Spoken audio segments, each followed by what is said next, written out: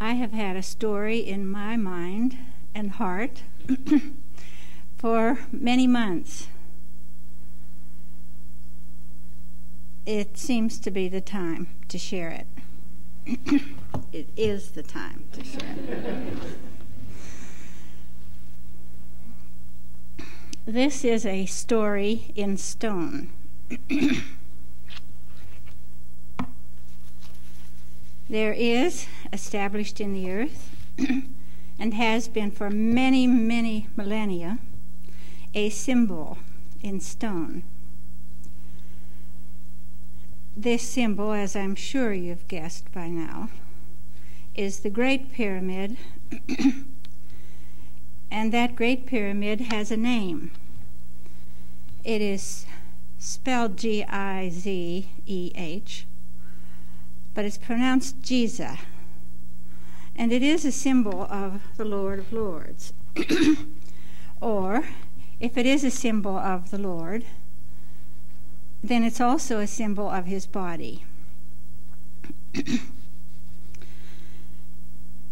And I have no intention of going into the pyramid and looking at the measurements and seeing all the prophecies, or speculation in any way is not invited. These are some measurements which I have found interesting of the outside of the pyramid, brought to focus by one John Mitchell, an English author, in recent years. And this is just a reference in one of his books, rather brief, to some measurements of the pyramid itself. And the measurements are not at all important. This is a story. It is a symbol, and we can see a message. Obviously, this structure was built by man with a capital M, men who were aware of the laws of being, and it was established in the earth. We don't know the purposes really, but one certainly was to convey a message. And it would have been established after the fall of man, but before the great cataclysm, plural perhaps, which brought about the drastic change in mankind, so that he lost awareness of very much of that with which he was created.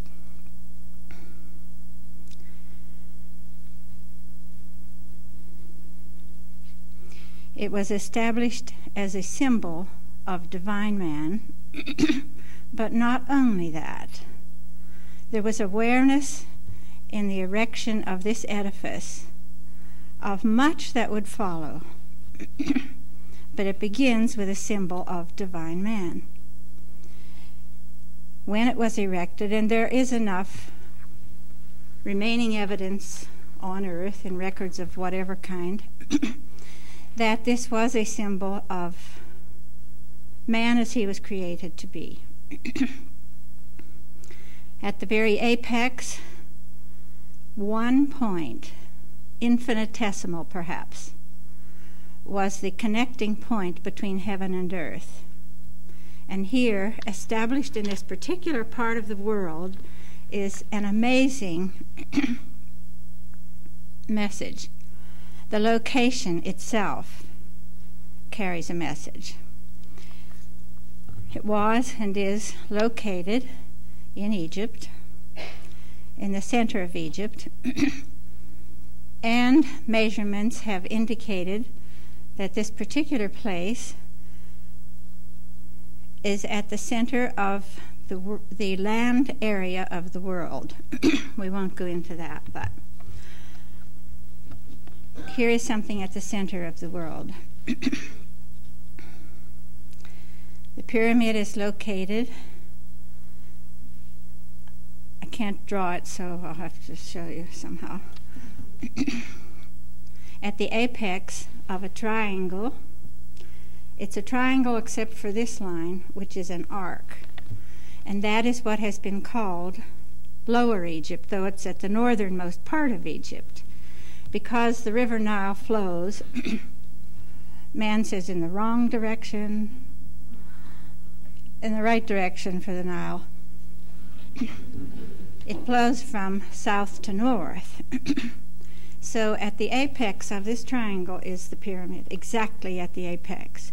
And this area has been called Lower Egypt, also the land of Goshen, where the children of Israel developed.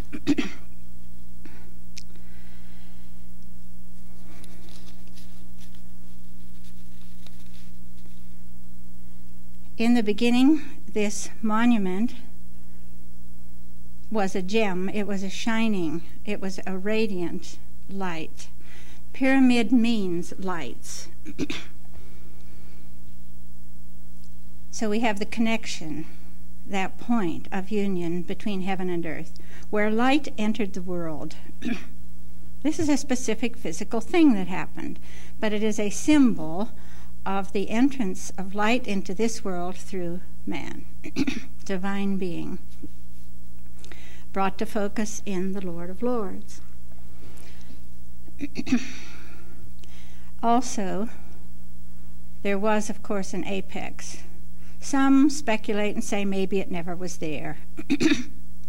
However, in this symbolism, it would indeed have been there as a symbol of the wholeness of being. It also was covered with what is called an aris, a substance pure white, and which on the pyramid, because of what was inside the pyramid, a focus of power, in fact, it itself was luminous. And with the sun's rays, it was indeed a living light. This is a picture of divine man, or just man from God's standpoint. Man today isn't man.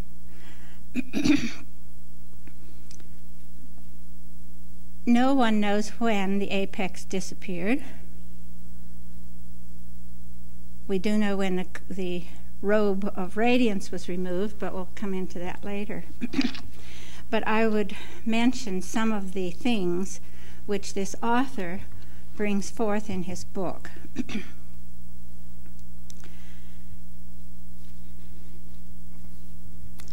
In these measurements, which are not his alone, but in agreement with some others, I believe they went backwards anyway with what they could measure until they discovered that there was a very definite ratio as they moved to the different sections of the pyramid. And they said there had to be 3 pyramids at least. The apex at the top, which is the only true pyramid, the only one with a top, would not occupy that whole missing space that we see there, but would have been a small pyramid at the top. And they figure that it had to be gold because the measurements then would fit all the way through.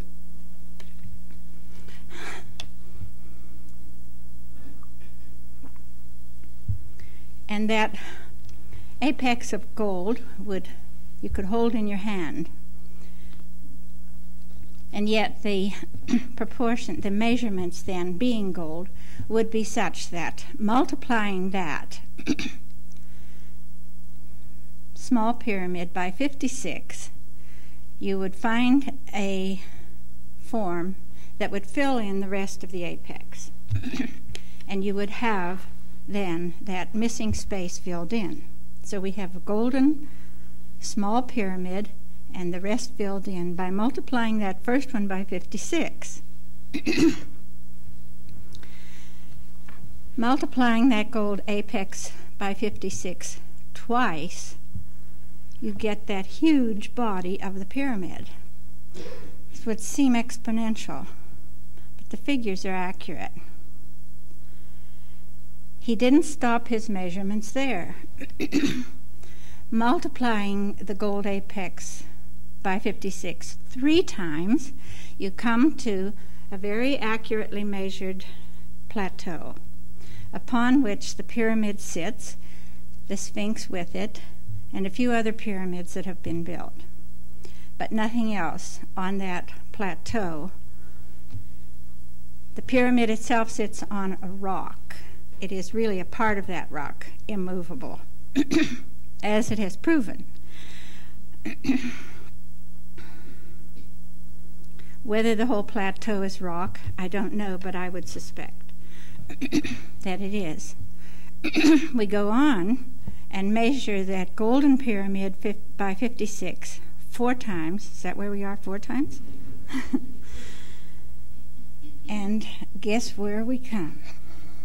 To the land of Goshen, perfectly measured, the place where the children of Israel originated as a people and grew into a mighty nation. This man just gave the measurements. I'm drawing my own conclusions. But that is what is measured in that step. So he didn't stop there. And he measured the golden pyramid, multiplied it by 56 5 times. And it comes out exactly to the Earth's circumference. And I think this tells a story. All of this made me think principally of one word, continuum. And if there has been anything on earth, it would seem to be a continuum or a persistence in the mind of man of failure, absolute failure. What can we do? Look how everybody failed back there. But I see in this a continuum of what was begun from the very beginning. And if we look at it, this is quite a picture, this monument.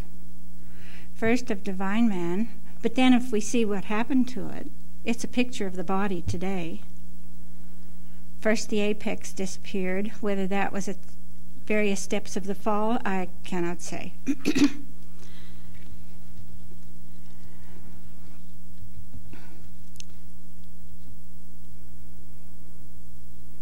But it came to the point where nothing could be seen outwardly but this hulk. And if you have ever seen the pyramid today, it is a hulk, and it's not pretty. I think it's a very good, an accurate picture of mankind, the body of mankind, separating himself from that which is above, which is still above, but a separation. And later the robe of radiance was removed, but not yet in our story. There was still that chance. But here we have this land called the land of Goshen in the Bible, or the place for the children of Israel. The first evidence of a body of God on earth found its manifest form. And this is all prophesied in these outer measurements of the pyramid. In this land there is this ark, encompasses 7 tributaries of the Nile. This is the delta of the Nile. A very beautiful symbol of something established in the earth according to divine design.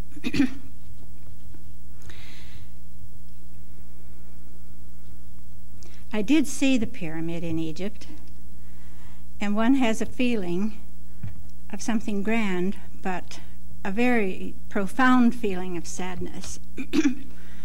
At the state of man today, this has survived incredible cataclysmic occurrences. We know the extent, or have heard of the extent of these cataclysms. Very little survived, but this edifice has survived. Not, however, without internal damage.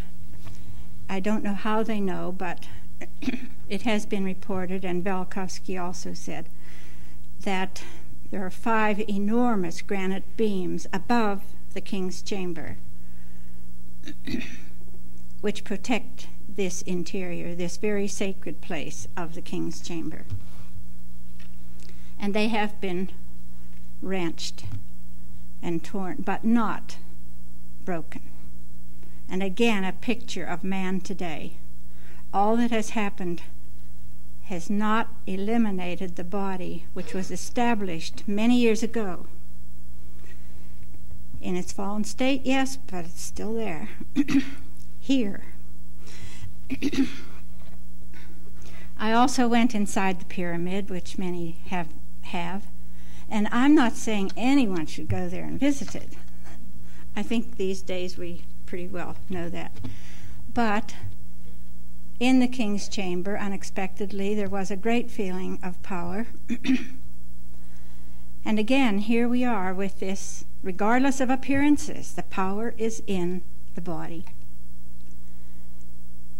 And we have a continuum. So while this is not a review of the story of man, I would look at a few things. This monument appeared in the earth and survived many things.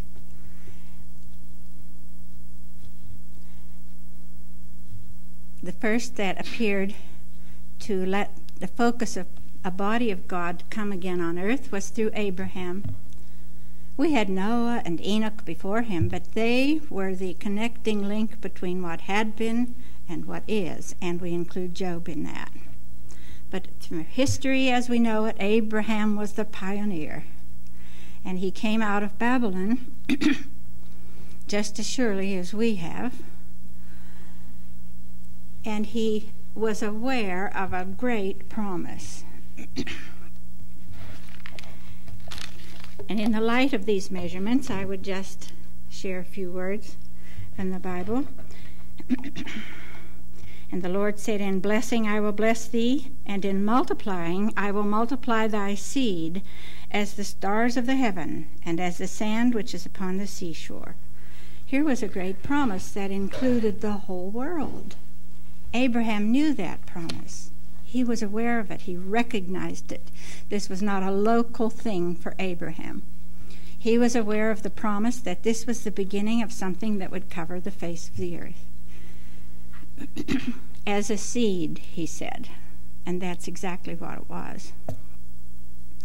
I have always found it interesting that these great patriarchs, pioneers, whatever, always went down into Egypt. Abraham went down into Egypt. He came back again after a few experiences. Isaac went down into Egypt and came out. And remember that there was much established there then which has long since disappeared. It was a place established where much had been carried over in record and whatever. Anyway, we come to Jacob. And Jacob had 12 sons. Quite an achievement, especially with 4 wives. But he achieved it. And we can see through these stories the beautiful coming through the human nature patterns. And that is what has allowed this story to continue. It is not some airy-fairy thing. There was victory every step of the way in what we'd call maybe little things. But what else is there but little things? We wouldn't go out and commit murder or rob a bank. Ross says, no, he wouldn't. But what about those little niggly things that obstruct the full flow of the Spirit?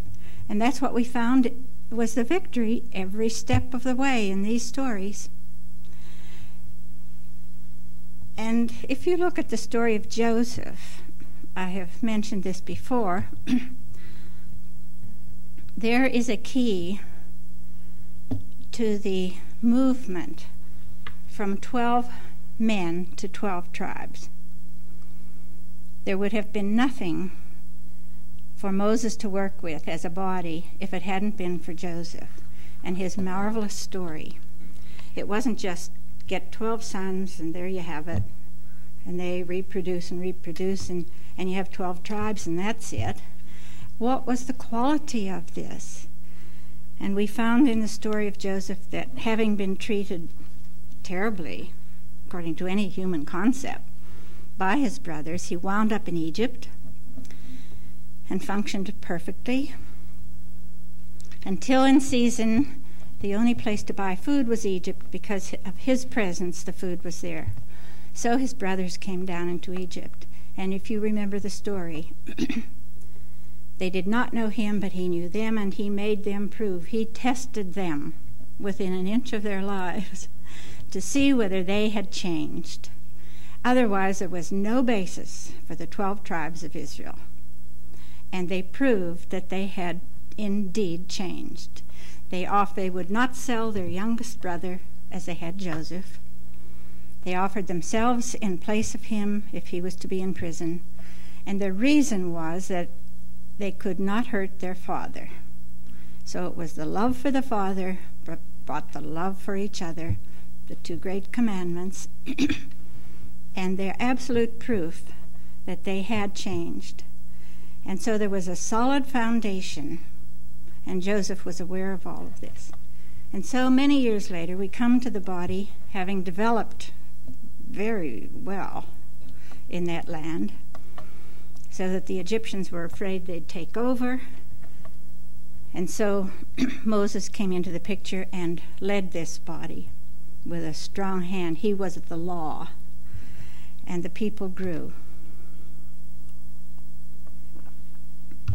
in stature.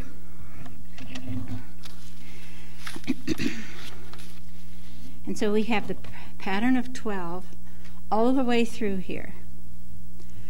We had the 12 sons, the 12 tribes. And in that story you will find Jacob's blessing of the 12 sons. Very beautiful expression, where there is inherent in that expression an identification with the all that is. We might say cosmic representation of the 12. That's incidental, because the mind can get in there and mess around. And then at the time of the 12 tribes, when Moses was leaving, the blessing of the 12 sons was when Jacob was ready to leave. And Moses blessed the 12 tribes just before he left. A very beautiful expression again of the connection between the 12 in the cosmos, with the cosmos. Incidentally, we've had a blessing in our time of 12 units before our beloved's departure. So we have a continuum, a very wonderful continuum. And I think what is primary in my consciousness is that this is a continuum of victory and not a failure. We think of the children of Israel, they failed. And we think of the disciples at the time of Jesus, they failed. Yes, they did. But it wasn't the end. And what came through after that, where do you think it came from? I was thinking of the failure of the first sacred school at the time of Solomon, and many with him. And after him, Elijah, a great prophet, let the Spirit continue. Well, where did he come from? Not down out of the sky somewhere. He came out of the tribes of Israel. Here was something allowing a continuum of victory. And it wasn't just Elijah. There were many, many who were with the Lord. Remember, he thought he was the only one? And the Lord said, "Who do you think you are?" He said, "There are at least 7,000 right here." Anyway, in this multiplication table that we've been looking at, it takes us through that measurement of the land of Goshen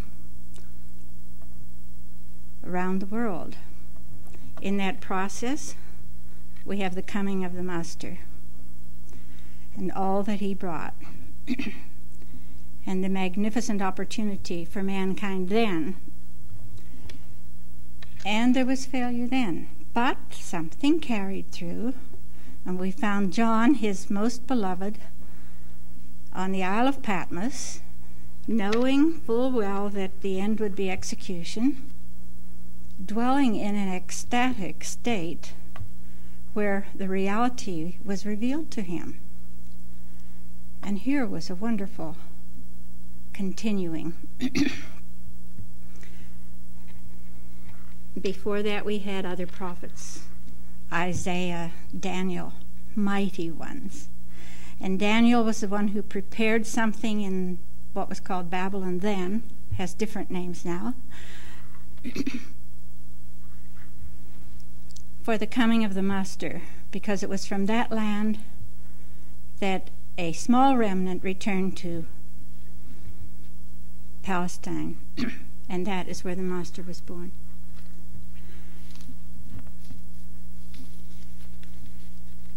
And so Jesus brought the mighty truths again.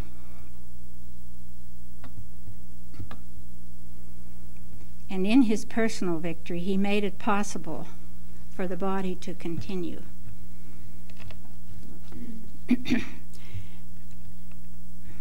That shining coat on the pyramid had continued intact for those thousands of years. The building of the pyramid probably goes back to at least 20,000 years. Certainly it was not built in the time of history as we know it. Poor man can't figure out how in the world it happened. But it was not until some centuries after Jesus, something like 700 or 800, that radiant robe was removed. It was there all those years, and it was removed after what man did to him. We can remember at the cross that his robe was removed from him. And so, perhaps there's a sensing that the state of mankind after that experienced a great step downward. Here he was not only separated from the apex in outward form, but the robe of radiance gone. It was stolen. There was an Arab named Al-Mamun who A.D., I've forgotten now, 700, something like that, came with his gang to force an entrance into the pyramid because they were sure it was full of treasures. It had to be. And nobody had gotten into it. They forced, which was a great feat, but it took them a long time, an entrance. They had an idea, some old records, of where the door should be. And they had it right. It was on the north side, and they were close to it, but they didn't quite make it. No one knows how that door would open. There is a way. But the door they forced, which was sheer force, cruel destruction of the wall, was below that. And I think it's interesting that to this day visitors use that one rather than climb up higher to the rightful door. But even that would have to be broken into because they don't know how to open it. Our master had something to say.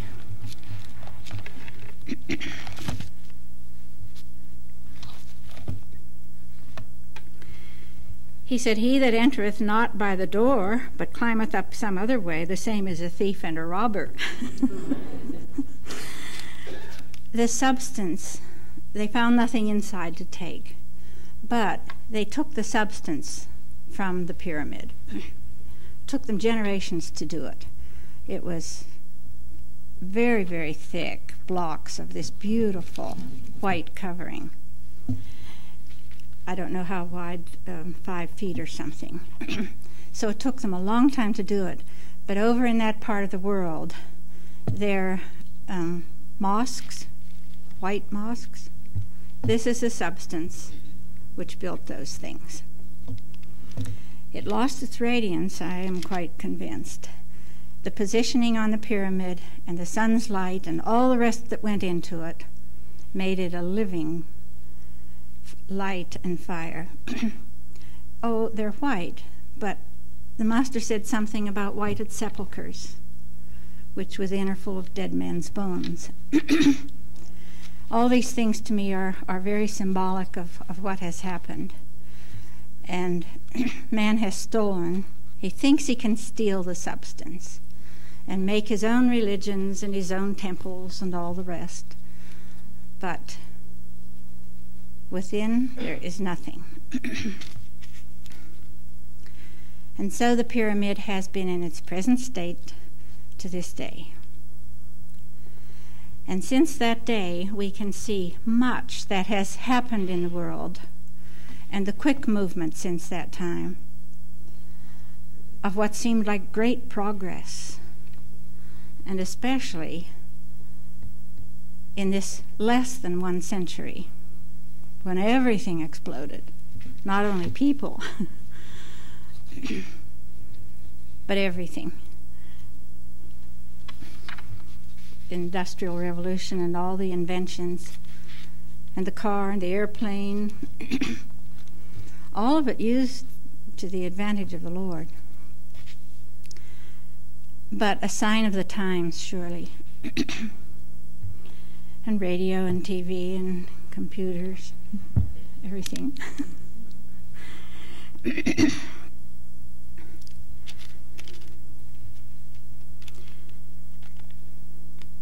But he that entereth in by the door is the shepherd of the sheep. Verily, verily, I say unto you, I am the door of the sheep. And other sheep I have, which are not of this fold, them also I must bring, and they shall hear my voice, and there shall be one fold. Again, the beautiful prophecy. Not this is the end of something, no matter how it looked, but the absolute conviction that this was something to fill the earth, to cover the face of the earth.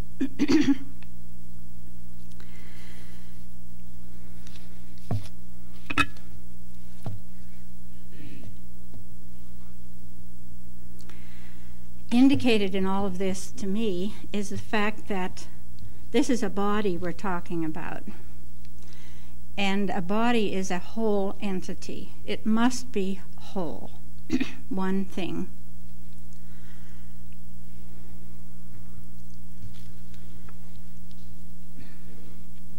A year or two ago, I watched a TV program, the actual operation on a physical body, and it was traumatic to me to see the inside. It was sheer blasphemy, sheer sacrilegious. But it wasn't only seeing the inside, the parts of a body. It was the fact that everything in there was moving. Not just the invisible movement of cells, but everything was moving.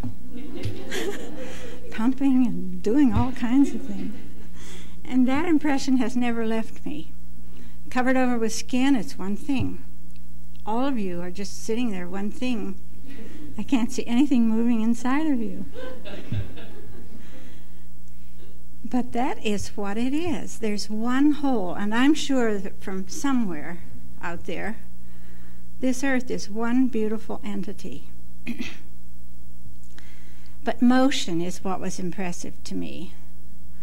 And recently, in a gathering on attunements or whatever, I thought how simple healing is when it isn't seen as a fixed thing. Everything is motion. Everything is motion. And yet there's a tendency to fix everything. This is a condition forever and ever. Or maybe just for an hour, I don't know. But whatever, it is that fixation, that stopping of the motion that doesn't allow the healing. If we're giving an attunement to motion, it seems like it's a very simple thing. Just wanted to share that. Now, something impressed me, again, with these measurements that this man brought forth, and I was very grateful to him for this contribution of the golden pyramid, and then the next step, and then the next one, and the plateau, and the land of Goshen, and all around the world, because this has already happened, as we notice. This which covers the face of the earth. But it began to occur to me, why stop there? I wonder what the next measurement would be. Now, this is safe to say because nobody can measure it. Oh, I'll bet some scientists think they could. But what would the next step be? Multiplying the circumference of the earth by 56 times? That would be the seventh entity. where would it take us, do you suppose? To the sun?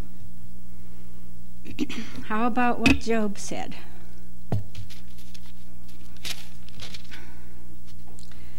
There is no room for speculation. But Job said, canst thou bring forth Mazzaroth? Canst thou bind the sweet influences of Pleiades? Or loose the bands of Orion? Can you do this? Can the earth actually be in operation with these constellations?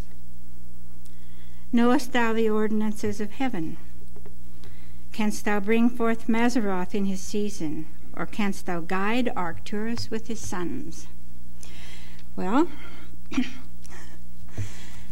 I know the measurement doesn't stop with the earth. That would make this a very self-centered entity, just like the individuals on it have been. So the next step, where do we go from here? The wonderful thing is that we do. That the whole point of this substance which surrounds the world, which is gold, we've noticed before, we have the 12. Today, as surely as they were there in the land of Goshen, or with the disciples with the master, but here we have the collective 12 bodies of people with focuses of men, or a single focus. There has to be the single focus always, or there is no body. But we have a collection of bodies, and it certainly doesn't end there. What multiples of 12 do you suppose there are? 144,000 is a multiple of 12. Anyway, this is what really impressed me, was there is no stopping to this creative process. It doesn't come to the wonderful state of the world restored and stop. This is when the earth finds its real purpose, because mankind on the face of the earth is in place with relation to all that is, to the cosmos.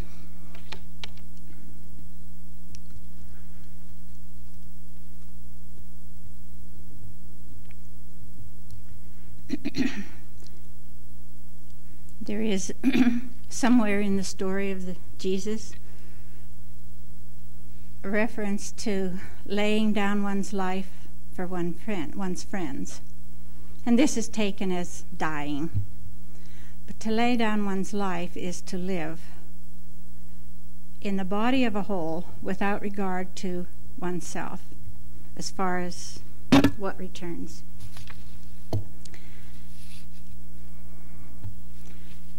It is seeing that which needs to be done on the earth today in these things which we may think are inevitable, that can't change. It is a lie, absolutely a lie. But it is in doing these things without regard to me, even in self-pity or guilt. This is what I did. I'm going to make it right. It doesn't matter who did it. It doesn't matter where it is. We lay down our lives in living for our friends, for this whole body. It is just that it be done. And it doesn't matter who does it. But we're here to do it. And it would matter to me if I didn't do it. And you all agree. But just that it is done. As Martin put it, the pollution in the heaven must be dissolved. The old heaven and the old earth are passing away, and that's how it's done. And the positive thing that allows it to happen is love. That's all. Yes, God is love. And it is what allows it all to happen. It is that positive force which is still in the body. It cannot be defeated. We can talk about failure all the way through but there's a continuum of victory that says, oh yes, it can be done. It is being done. But that's not a theory. We know it. This is what we came for. It's what Abraham came for and all the rest of them came for. And the victory is much, much stronger, surely, than any failure. There is a tendency to put the emphasis on failure, past or present, or maybe even in the future.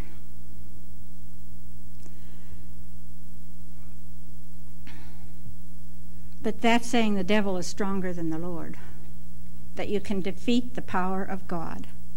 It is not possible.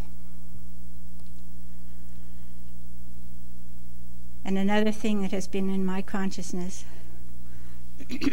is that of time. It was said there would be time no more. What in the world does that mean? That everything gets blown up or something? I think it's a concept of time, at least for me. Again, it's the separation which marked everything man did in his fall of consciousness. Separation. We separate past, present, and future. And yet I was meditating on the present moment. What is it? Everything I just said is in the past.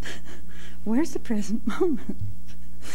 It's because it is all one continuum. And in Revelation, which speaks of this time now, there is a key, a motto, you might say, throughout. That which is first, and which was, and which is to come. In other words, it's all one.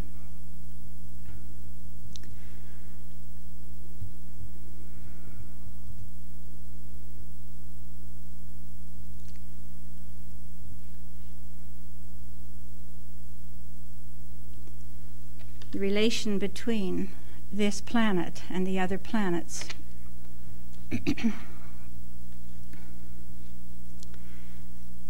has been subject to much distortion or whatever, interruption at least, in a design. And we have noted that at the time of Moses, there was a great cosmic occurrence which involved this planet, and it looked like the absolute end of everything. There was a comet involved which became a planet, a new planet, Venus. Venus means new, by the way. It's a young planet. That was a constructive outcome. But I would say only because there was a focus on this planet to allow something constructive to occur. And Moses was in place, and the body was there with him to that extent. So we can disregard appearances. It can look like hell. But we know absolutely the victory. As long as there is a body in place. And that it is a true, absolute body functioning according to the law. There's only one law, the law of love. With that in place, it is a part of all there is. That is, and there's nothing that can defeat that.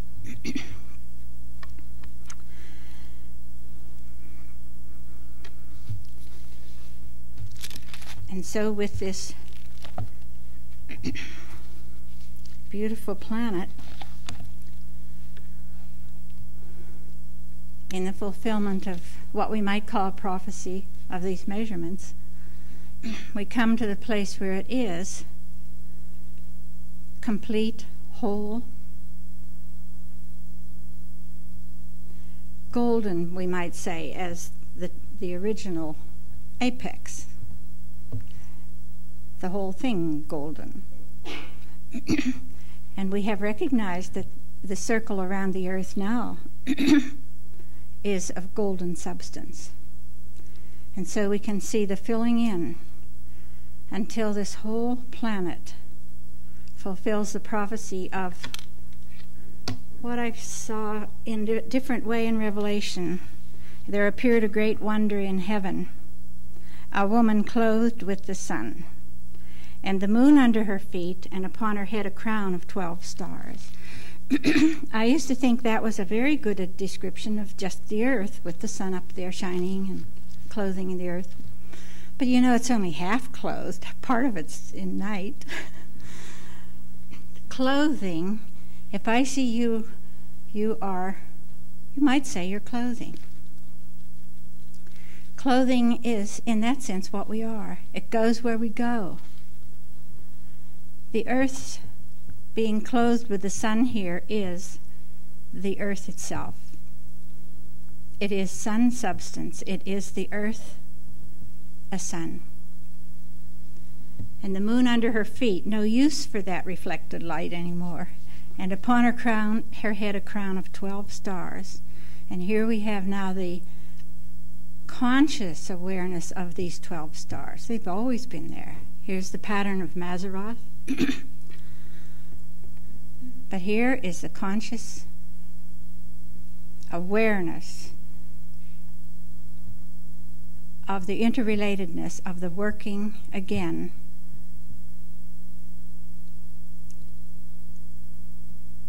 in the entire cosmos with whatever purpose the earth, for whatever purpose the earth was created. And that is what mankind is here for. It is not limited to fixing up the earth, but to let the purpose of the earth again come into consciousness, because man is restored to his proper place, and the Lord can work on earth. And of course one is reminded vividly of those words in Job. When the morning stars sang together and the sons of God shouted for joy. Morning stars, morning is a beginning time. Here was a beginning creation of heavenly bodies. Stars in that sense. And the restoration of that. All the harm that has been done in the solar system and where else we don't know. Being made right as this is made right. Through man. What a mighty place we have. And all the scheme of things. And it has been said that the earth is the tabernacle of God.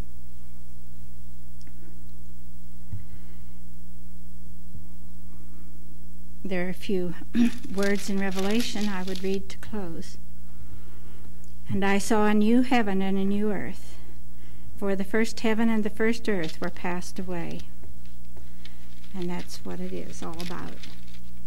Literally a new heaven because of a new earth. We always put it the other way around, and that's okay too. But it works together, doesn't it?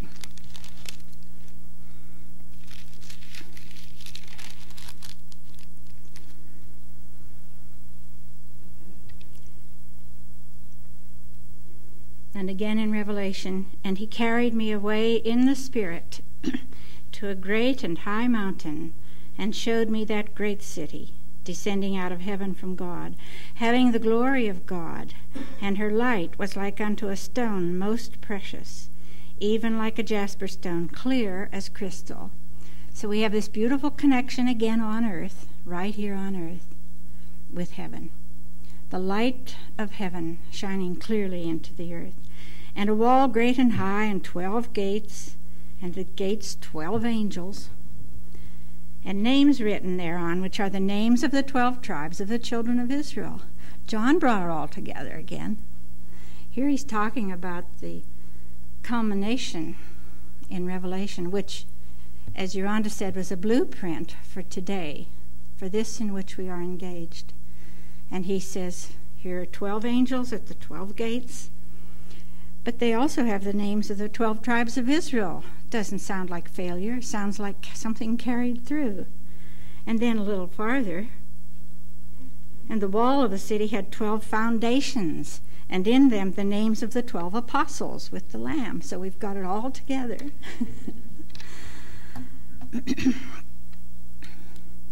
And the wonderful ensuing words in this last book of this story. And so I just wish to share with you what has been with me a great deal, and story in stone. And it's what we're all about today.